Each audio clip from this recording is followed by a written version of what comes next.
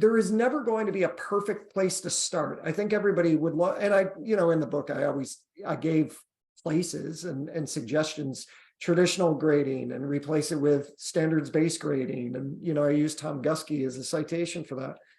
There are lots of places to start.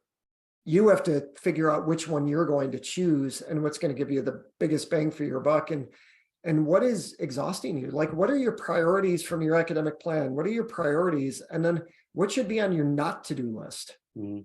What should you no longer be doing? As opposed to, let me pile more on. This whole idea of like a not to-do list. What is getting in the way? What's a barrier? Those are places you start too. It's a very simple thing, but leaders can actually write a list of what are the things that they really like to do within it.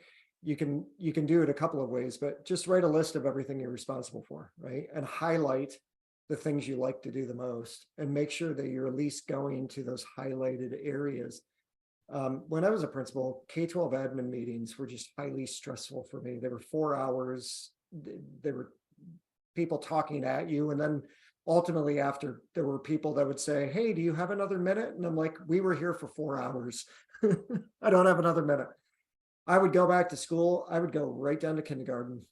I would go down to kindergarten for 15 or 20 minutes because I'm an elementary guy. There was nothing better than just sitting with 5-year-olds for 15 or 20 minutes to bring it all back to why I was there in the first place. Nice. So doing things like that, it's the same thing that Joe was talking about. When you can find a couple of those things to be able to do, that brings you back to center, that's really important. But I think overall, just knowing that you deserve to be able to come back to center.